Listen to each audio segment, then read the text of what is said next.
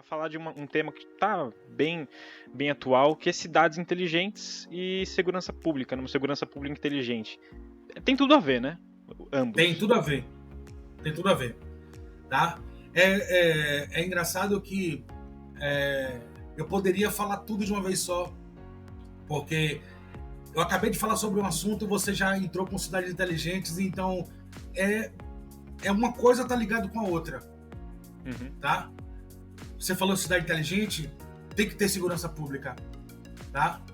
Mas assim, é um tema recorrente na modernidade, a gente pode trazer para discussão as chamadas cidades inteligentes ou cidades mais inteligentes. Isso depende da forma que você quer chamar, tá? E segurança pública, eu acho que é bastante interessante. É um tema que nós podemos ter nessa cidade inteligente, a cidade que consegue identificar pessoas, que consegue registrar onde as pessoas entram em determinados edifícios públicos, a expansão do uso das câmeras de segurança para vigiar o entorno de algumas edificações ou até mesmo alguns veículos que utilizam as inteligências de câmeras para poder filmar ou registrar fatos ao redor dela. Tá? Então, você vê que são várias pecinhas conectadas que formam esse tabuleiro da cidade inteligente com segurança. Tá? Isso que traz uma nova modalidade do uso dessas ferramentas geotecnológicas, e certamente elas estão situadas em um determinado local que identifica os princípios da ciência, e isso tudo pode ser utilizado para a segurança pública. O que eu quero dizer com isso é que nós temos ainda no Brasil, eu acredito que no mundo, o uso inteligente dessas ferramentas de geociências dentro da cidade inteligente. Uhum. Não sei se ficou claro, tá?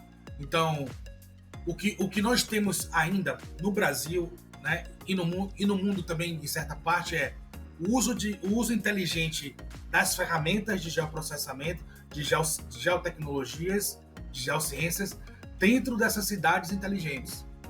Tá? Eu vou dar um exemplo. Né? É um cartão de crédito que você já consegue se comunicar com uma máquina de registro de pagamento por meio de aproximação, é o que eu acabei de comentar. Uhum. Tá? Você tem identificadores no setor do agronegócio que eles conseguem identificar se um determinado agroimplemento, né, está transitando de um lugar para outro. Existem culturas que são chipadas, tem chip nas culturas para poder o cidadão que vai cuidar da lavoura, da cultura, passar o smartphone e fazer uma leitura, um diagnóstico daquele cultivo. Então você tem inúmeras possibilidades. Tá? Pessoas também são monitoradas. A partir aqui a gente é comum a gente notar, a gente ver câmeras de monitoramento no metrô, em alguns shopping centers, né, obviamente, em alguns pontos estratégicos, mas na América do Norte, na América do Norte, por exemplo, você não consegue mais entrar no hotel e pagar em cash. Você só consegue pagar agora em cartão de crédito, tá? Mas por que isso por quê? Porque isso identifica cada pessoa que se hospeda, é possível identificar por quanto tempo ela ficou, por quanto tempo ela permaneceu registrada naquele hotel, e não necessariamente que ela esteja ali, mas ela foi registrada. E o que marca esse registro é justamente a fatura do cartão, né, a entrada e a saída. Então, essa é apenas uma das possibilidades, tá? Uma outra também que me fez lembrar aqui agora, existem câmeras instaladas, né, em vários locais com a finalidade de vigiar ou filmar fatos que acontecem no lado externo de uma organização ou da corporação, ou de um edifício, cuja a vigilância está voltada para o setor público, tá? Ou para o setor privado também, tá? Ali você tem a filmagem distinta das pessoas. Então veja, a câmera ela filma imagens na parte pública, não na parte privada da empresa. E ela está situada em um ponto da cidade. Então, ela tem um georreferenciamento, essa câmera, acho que a gente chama de geotag, né? Ela é geotagueada, ela tem coordenadas naquela fotografia. E essas informações, elas deveriam ser, né, pelo menos, regulamentadas como de propriedade tanto da pessoa que instala a câmera, mas como do setor público. E mais ainda, já se deveria ter uma catalogação de toda esse sistema de imagens que serviria para fiscalização do setor público, no que diz respeito à recuperação de imagens de forma imediata, né?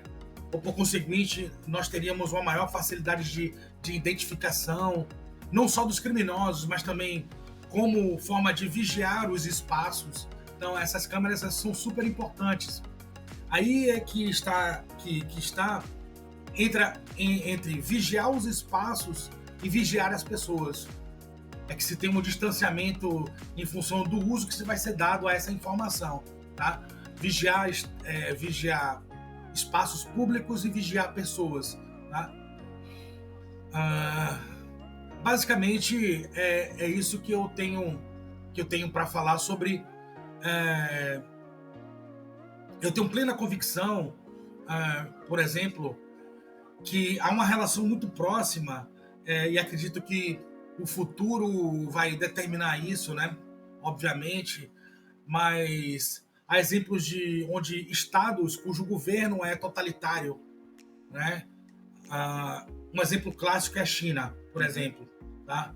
Onde grande parte da população nos centros urbanos já são identificados. Por que na China, né, é difícil ter um roubo na China? Existe roubo e existe furto. São duas coisas diferentes, tá? Por que é difícil?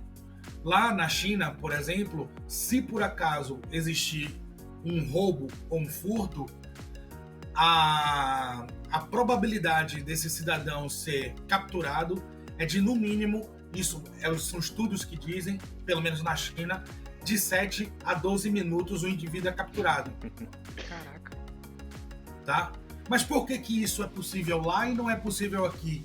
É porque lá tem câmera para tudo quanto é lugar.